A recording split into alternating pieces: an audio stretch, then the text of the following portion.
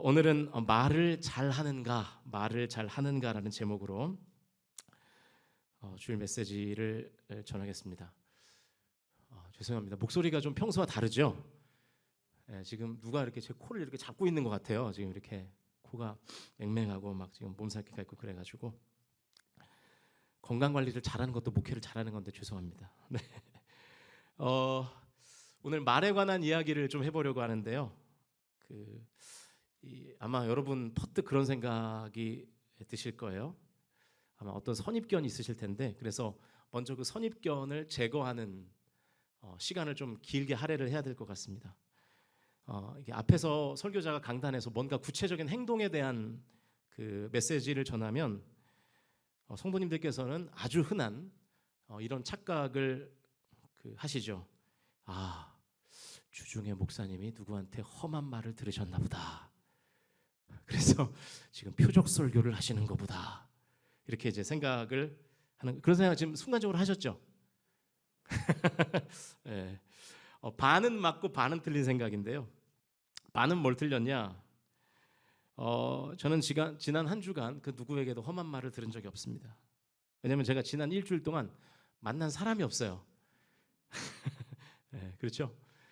저는 목회자라서 그 일의 특성상 성도들을 많이 접촉할 수밖에 없잖아요. 그래서 제가 몸이 좀 안 좋기도 했지만 혹시라도 이 독감 바이러스를 제가 퍼뜨릴까봐 일부러 좀 셀프 격리한 측면이 있거든요. 혹시라도 우리 교회 좀 어르신들이 많은데 접촉했다가 독감을 제가 옮기면 어르신들은 그냥 감기만 앓고 끝나는 게 아니라 이제 크게 아프시거든요. 최근에 기사를 보니까 이 지병이 있으신 어르신들이 이번 독감 때문에 돌아가시는 경우가 많아요. 지금 장례식장에 자리가 없대요.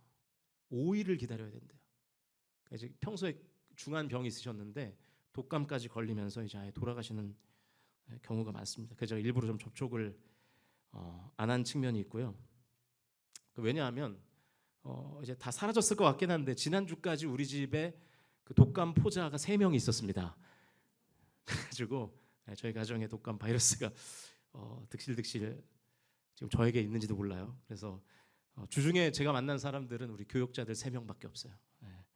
이제 목요일부터 이제 일과 시간에 좀 출근을 했거든요. 오전에 출근을 했는데 이제 교역자들을 만날 수밖에 없잖아요. 근데 혹시라도 우리 교역자들에게 또 독감 바이러스를 옮길까봐 그 점심도 따로 먹었어요. 저는 제 방에서 혼자 먹고 교역자들은 뭐 나가서 먹든지 밖에서 먹든지 이렇게 되도록 담임 목사실도 들어오지 말라 그랬어요. 제가 카톡으로 보고받고 지시하고 이제 그랬거든요. 왜냐하면 지금 우리 교역자들도 다들 지금 큰 행사를 앞두고 있습니다. 오늘 지금 청소년부 이제 수련회 출발해야 되고 이제 어린이부 성경학교도 얼마 안 남았고 또 청년부도 마찬가지고 그래서 가급적 이제 안 만났는데 그러니까 이제 뭔 얘기를 하고 싶은 거냐면 제가 험한 말을 들을 기회 자체가 없었다는 말을 하는 거예요.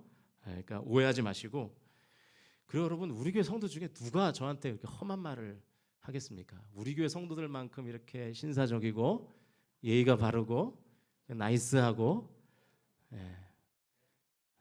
아멘을 안 한 거 보니까 양심은 있으시네요. 제가 왜 그럴까 생각해봤어요. 왜 우리 교회 성도들은 이렇게 신사적일까? 이렇게 예의가 있을까? 담임 목사를 닮아서 그런 것 같아요. 역시 아멘을 안 하시네요. 네. 아무튼 그래서 뭐 전혀 험한 말 들은 게 없고요. 그 반은 뭐가 맞냐? 표적 설교인 것은 맞습니다. 그러니까 여러분 잘 들으십시오. 강단에서 선포되는 모든 설교는 나를 표적으로 하는 설교인 것을 믿으실 수 있기를 주님의 이름으로 축복합니다. 다 나를 위한 설교예요. 다 나를 표적으로 하는 설교예요. 특정한 한 명 혹은 몇 사람에게만 해당되는 설교를 이 귀한 시간에 뭐하러 하겠어요. 그냥 만나서 얘기하고 말지. 그러니까 이 강단에서 선포되는 모든 설교는 어떤 특정인을 대상으로 하는 설교가 아니라 모두를 표적으로 하는 설교예요. 나를 표적으로 하는 설교예요. 그러니까 여러분 우리 교회 강단에서 뭐 새벽이든 수요일이든 주일이든 이 강단에서 선포되는 모든 메시지는 하나님께서 나를 표적으로 나 들으라고 하시는 말씀인 것을 믿으실 수 있기를 주님의 이름으로 축복합니다. 그러니까 여러분 이런 생각을 버리셔야 돼요. 야 오늘 이 설교 저기 최 집사가 들었어야 되는데 오늘 그 김장로가 들었어야 되는데 이런 생각하시면 안 됩니다. 다 나를 위한 메시지예요. 저를 한번 따라해 보실까요? 이렇게 한 손을 한번 들어보세요. 한 손을 들어보시고 그리고 저를 이렇게 따라합니다. 나를 위한 말씀입니다. 시작. 나를 위한 말씀. 강단에서 선포되는 모든 말씀 하나님께서 나에게 주시는 말씀으로 믿으실 수 있기를 주님의 이름으로 축원드립니다. 또 이제 약간 음모론에 심취해 계신 분들은 제가 이렇게까지 설명을 해도 목사님이 저렇게 설명을 장황하게 하는 거는 분명히 뭔가 이유가 있을 거야. 그런 거 없습니다. 정말 전혀 아니고요. 한 주간 오히려 성도님들은 저희 가정에 한 주 아프니까 뭐 안부 전화도 해주시고 차도 끓여다 주시고 죽도 가져다 주시고 각종 반찬에 뭐 국에 케이크에 뭐 다 가져다 주셨어요. 그러니까 전혀 그런 게 없으니까 오해하지 마시고 오늘 모든 사람에게 주시는 하나님의 말씀으로 받으시면 좋겠습니다. 사실 말에 관한 설교를 준비하게 된 것은 아이러니하게도 제가 한 주간 동안 거의 설교를 한 번도 안 했거든요. 그러니까 말을 제가 거의 못하고 살았어요. 더 정확하게 말하면 한 주간 동안 제가 말할 기회가 없었던 거죠. 말을 안 하다 보니까 오히려 말에 대한 묵상을 좀 더 해보게 돼서 이 설교가 탄생하게 된 것입니다. 그리고 사실은 제가 이번 주부터 로마서 강해를 해볼까 했습니다. 왜냐하면 제가 지난 사무총회가 있는 주일에 프레젠테이션을 하면서 먼저 나부터 전도해야 된다는 이야기를 좀 했잖아요. 그래서 내가 먼저 복음으로 변화되어야 한다는 뜻인데, 그래서 이 복음의 진수를 담고 있는 로마서 강해를 해봐야 되겠다 이렇게 마음을 먹었거든요. 아니 그런데 지난 수요일에 김재중 목사님이 로마서를 시작하셨더라고요. 그래서 제가 접었어요. 먼저 한 사람이 뭐 장땡 아니겠습니까? 그래서 또 설교자들끼리 또 상도덕이 있으니까 또 비교되잖아요, 그죠? 같이 비교해서 막 설교를 했는데 담임 목사 설교가 좀 못하더라 이러면 또 곤란하니까 제가 같은 본문을 안 하는 게 좋겠다 이렇게 생각해서 오늘 말이라는 주제를 묵상하게 돼서 오늘 이 설교를 하게 된 것이라는 것 절대로 오해 없으시기를 바랍니다. 의학의 아버지라고 불리는 히포크라테스가 이런 말을 했어요. 의사에게는 여러분 세 가지의 보물이 있대요. 의사에게 있어서 보물이 뭘까요? 한번 생각해 보실까요? 아무래도 의사에게 있어서 첫 번째 보물은 칼이 아니겠습니까? 칼로 죽어가는 사람을 살리잖아요. 그래서 드라마를 보면 그 의사가 수술하는 장면에서 제일 멋있는 장면이 뭡니까? 서브하는 그 뭐 간호사나 다른 의사에게 칼을 달라고 할 때죠. 이렇게 메스 딱 이렇게 하면 칼을 이렇게 탁 이렇게 올려주잖아요. 그죠? 낭만 닥터 김사부 이런 거 안 보셨어요? 다들 뭐 성경만 보셔가지고. 그래서 이 칼이 아마 제일 첫 번째 가는 보물이 아닐까. 의사에게 있어서 또 다른 보물은 약이잖아요. 약. 왜냐하면 약으로도 의사가 그 약을 잘 처방해서 아픈 사람을 회복시킬 수 있기 때문이죠. 자, 그럼 마지막 세 번째는 뭘까요? 히포크라테스가 이렇게 말했어요. 보여주시면 의사에게 세 가지의 보물은 첫째가 칼이 아니에요. 첫째가 약이 아니에요. 첫째는 말이고 둘째는 약이며 셋째가 칼이다. 이렇게 말했습니다. 이 말이 좀 놀랍지 않습니까? 의학의 아버지라고 불리는 사람이 칼이 첫 번째 보물이 아니라는 거예요. 약도 아니라잖아요. 뭐가 첫 번째 보물이라고요? 말이래요. 말이 사람을 살리는 의사가 가질 수 있는 제일 첫 번째 보물이라는 것입니다.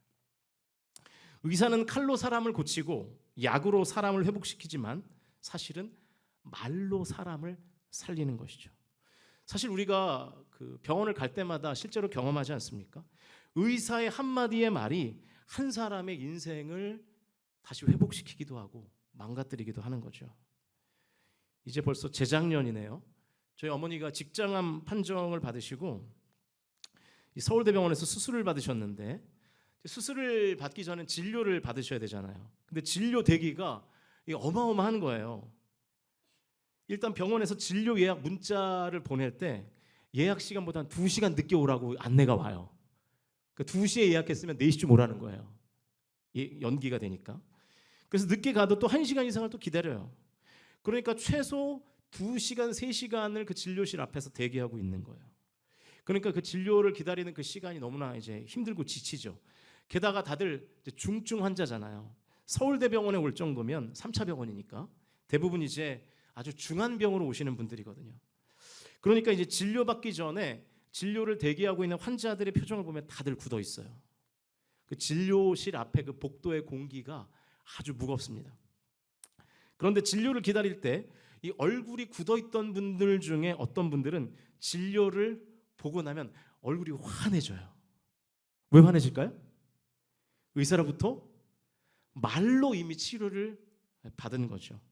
뭐 가장 좋은 말 치료는 이런 거겠죠. 정밀 검사를 해보니까 암이 아닌 것으로 판명이 됐습니다. 뭐 그런 말을 들으면 뭐 인생을 새로 사는 기분이겠죠. 근데 그런 경우는 거의 없습니다. 이미 2차 병원에서 거의 다 암 판정을 받고 온 사람들이 대부분이기 때문에 그렇죠. 그럼 왜 얼굴이 환해질까요? 아마 이런 얘기를 들어서 아닐까요? 수술 받으면 괜찮을 겁니다. 수술 받으면 오래 사실 수 있습니다. 수술 받으면 회복됩니다. 이 한마디의 말을 들으니까 표정이 확 살아나는 거죠.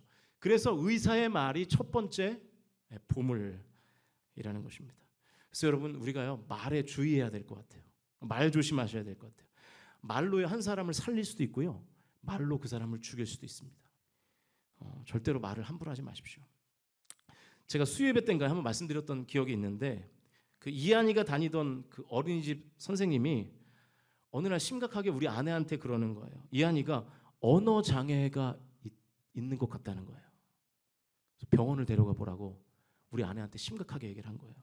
그때가 언제였냐면 울산에 오기 직전이었습니다. 울산에 오기로 다 결정이 되고 이제 날 받아놓고 이제 조치원에 있을 때였는데 이제 어린이집 선생님이면 그래도 아이의 성장에 관해서는 나름 전문가 아닙니까? 경험도 많고. 부모 입장에서 그런 말을 들으면 얼마나 이제 걱정이 돼요. 그래서 우리 아내는 실제로 이 언어장애 치료를 받으면 뭐 비용이 얼마 정도 드는지 뭐 그런 것도 다 이미 뭐 알아봤더라고요. 그래서 너무 비싸서 뭐 시도를 안 했는데 그만큼 이제 저보다 아내가 걱정을 많이 한 거예요. 그런데 이 이한이가 울산에 오자마자 입이 터져가지고요. 얼마나 말을 잘하는지 몰라요. 지금은 정말 말도 못하게 말을 잘해요. 제가 말을 못해요 요즘은. 이한이한테 야 이거 좀 똑바로 해 그러면 아빠 뭐 살다 보면 실수할 수도 있잖아요 막 이래요 애가. 그래서 그때 언어 치료 안 받기를 정말 잘했다. 치료 안 받아도 저 정도인데 받았으면 지금 난리가 났을 것 같아요. 감당이 안 되는데. 어쨌든 이렇게 전문가라고 불리는 한 사람의 말 한마디가 사람의 영혼을 죽이기도 하고요 살리기도 한다는 거예요. 이 히포크라테스가 기원전 4세기의 사람입니다. 그런데 그보다 6세기나 5세기 전에 솔로몬이 잠언 15장에서 이미 이렇게 진리의 말씀을 선포했어요. 15장 4절 말씀 같이 읽겠습니다. 시작.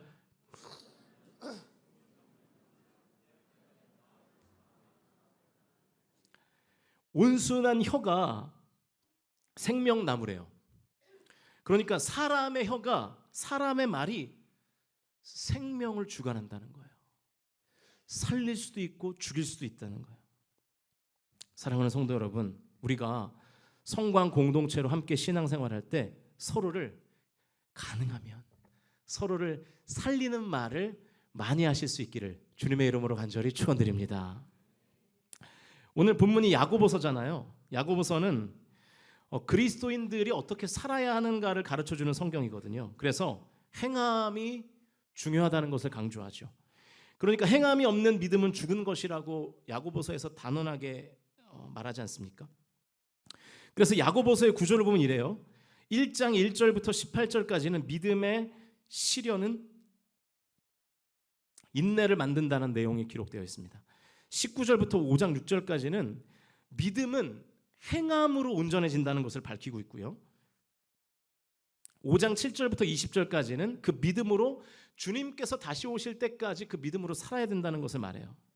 오늘 본문이 바로 이 두 번째 파트잖아요. 그래서 진정한 믿음은 행함으로 드러나야 된다는 거예요. 여러분 하나님을 믿고 우리가 신앙생활하고 교회를 다닌다는 것은 어떤 철학적인 형이상학적인 어떤 사상적인 삶이 아닙니다. 구체적인 우리의 행동으로 드러나야 하는 거예요.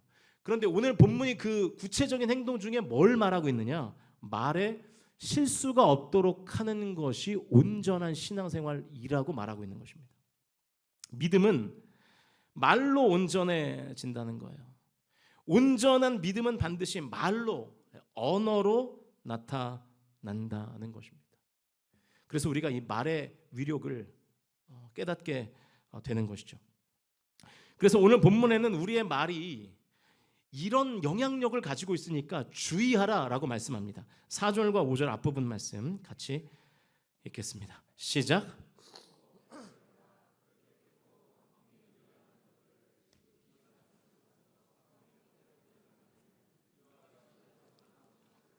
큰 것을 자랑하도다. 자, 말의 첫 번째 영향력이 뭐냐면 배의 방향을 결정하는 키는 배의 크기에 비하면 굉장히 작잖아요.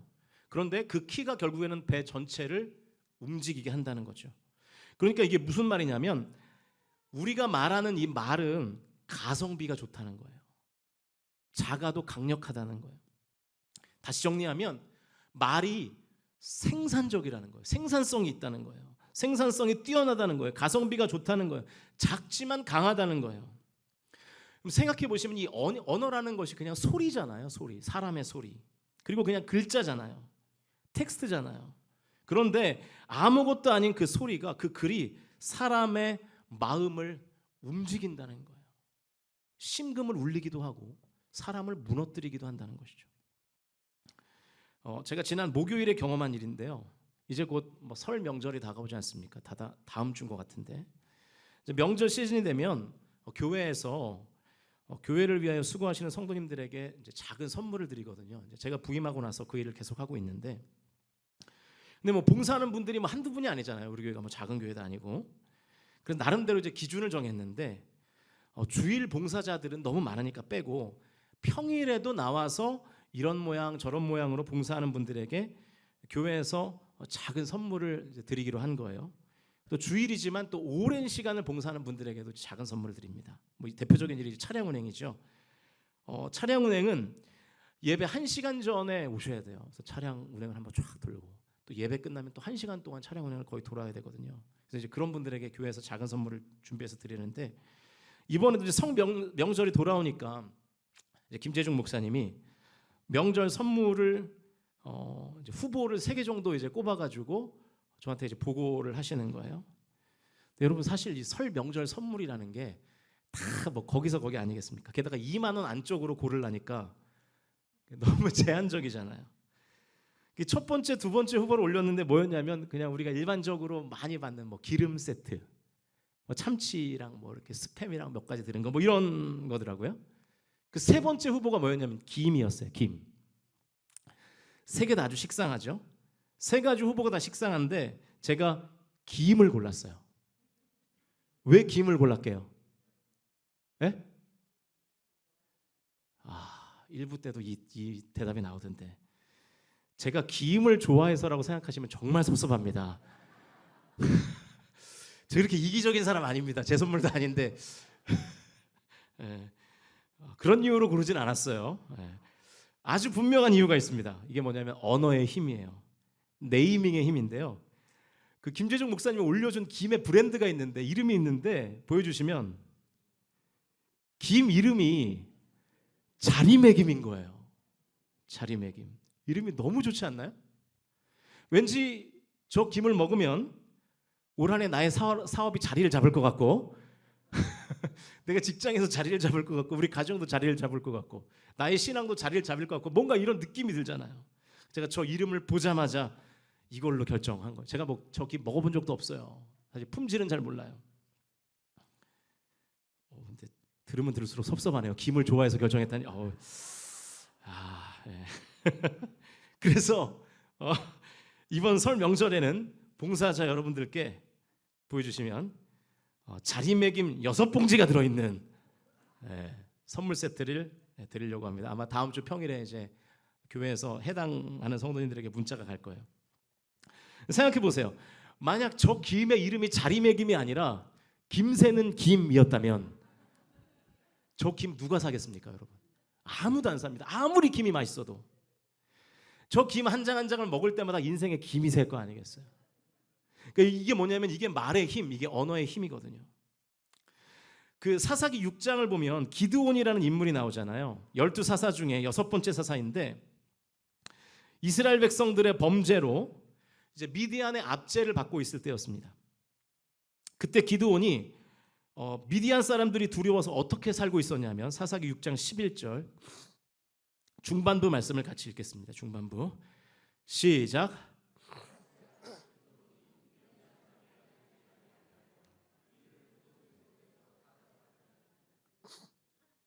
기드온이 미디안 사람들이 너무 무서워가지고 포도주 틀 속에 숨어서 지금 밀을 타작하고 있는 거예요. 그러니까 여러분 타작이 뭔지 아시잖아요. 이렇게 밀을 이렇게 밀알을 이렇게 꺼내는 거잖아요. 근데 그게 넓은 마당 같은 데서 이렇게 타작을 해야 이게 되는 거잖아요. 근데 미디안 군대가 두려워서 이 포도주 틀에 숨어가지고 지금 그걸 하고 있는 거예요. 겁쟁이였죠. 아니 어쩌면 사실 뭐 인간의 자연스러운 반응일 수도 있겠어요. 위협의 대상으로부터 숨고 싶은 것은 뭐 인간의 본능 아니겠습니까? 그런데 그런 기드온에게 하나님의 사자가 지금 뭐라고 말씀하시는지 아십니까? 6장 12절 말씀 같이 읽겠습니다. 시작.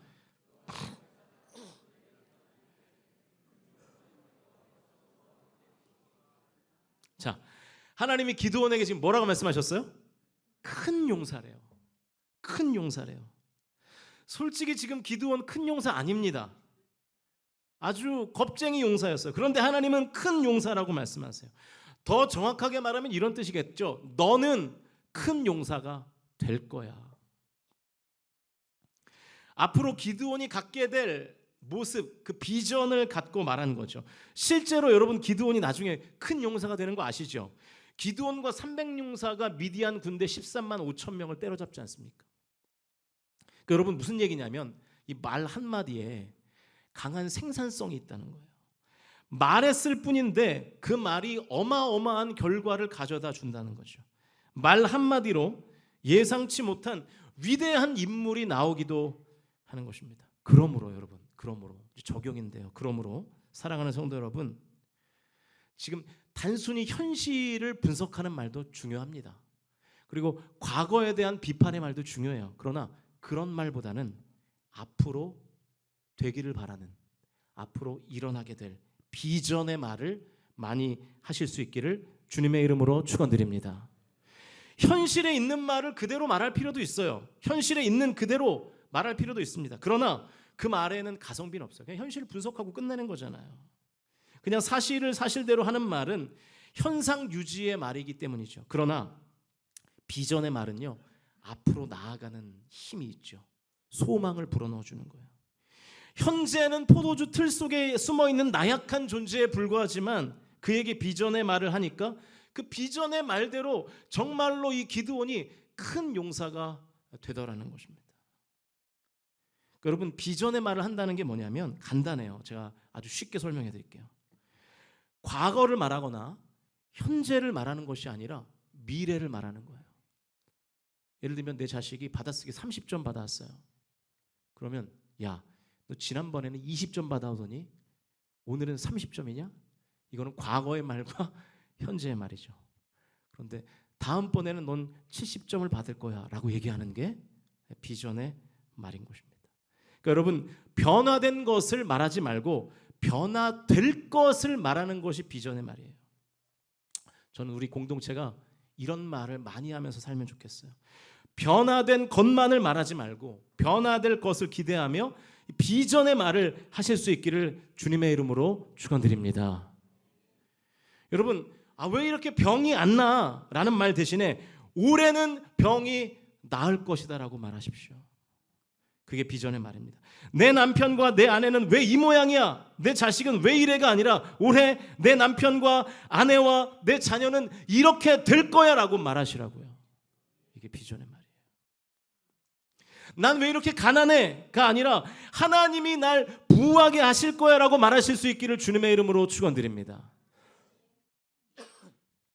어제 우리 승찬 형제 결혼식이 있었잖아요.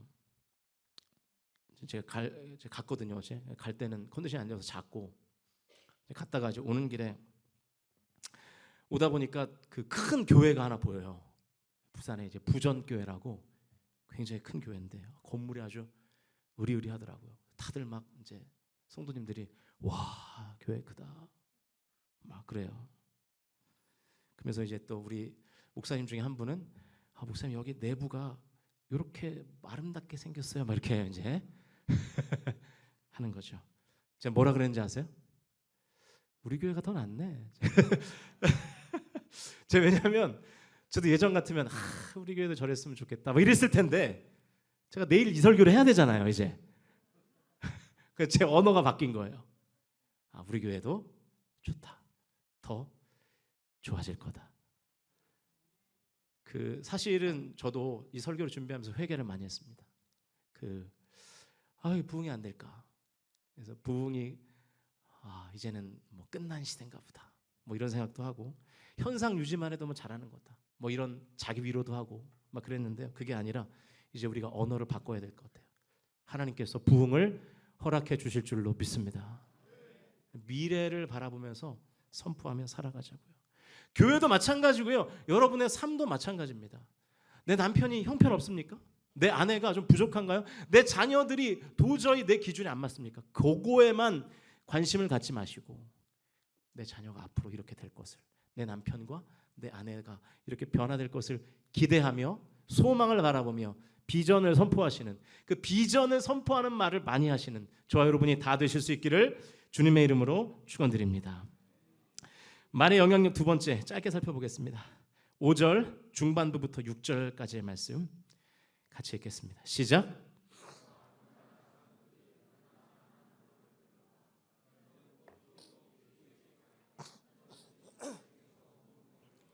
삶의 수레바퀴를 불사르다니 그 사르는 것이 지옥불에서 나느니라.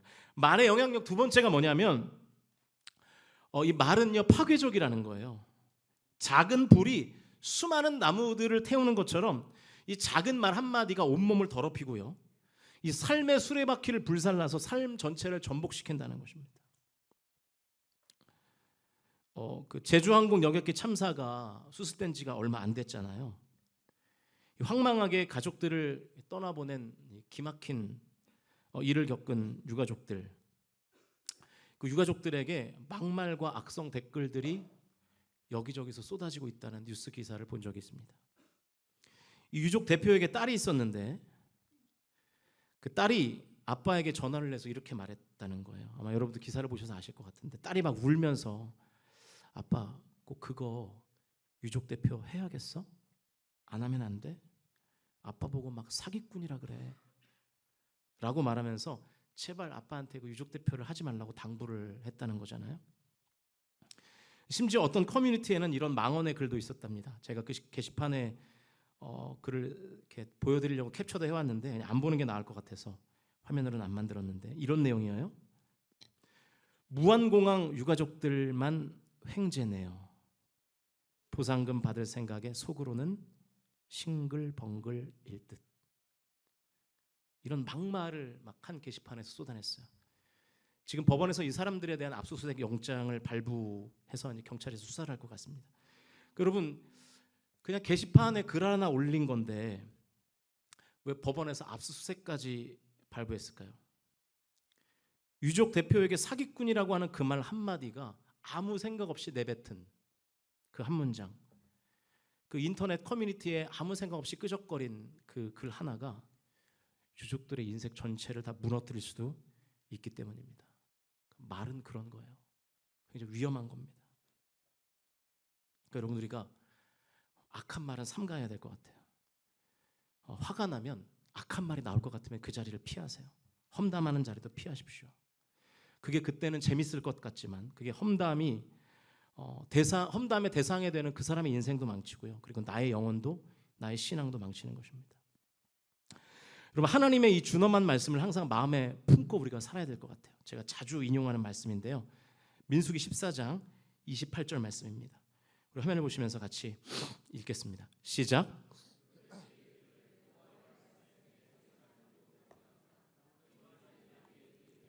내가 너희에게 행하리니. 하나님이 맹세하셨어요. 너희의 말이, 그러니까 나의 말이 하나님의 귀에 들린 대로 행할 것이다. 하나님 맹세까지 하셨습니다. 그러니까 여러분 내가 어떤 상황에서도 살겠다 하면 살게 될 줄로 믿으실 수 있기를 주님의 이름으로 축원드립니다. 그런데 나 죽겠다 하면 진짜 죽는 거예요.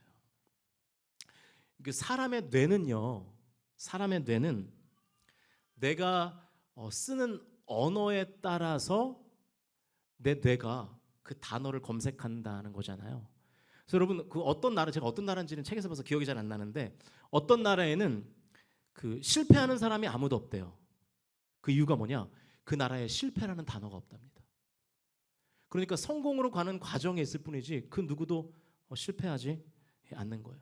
그런데 우리가 자꾸만 부정적인 말을 하고 부정적인 글을 쓰고 그렇게 하는 사람들은 자꾸만 우리의 뇌가 부정적인 단어들을 검색해서 띄어 올리는 거예요.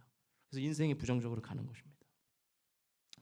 다른 사람에게 하는 말도 마찬가지입니다. 다른 사람에게 하는 말이 부정적인 말과 험담일 때 그게 다 내 입에서 하는 말이잖아요.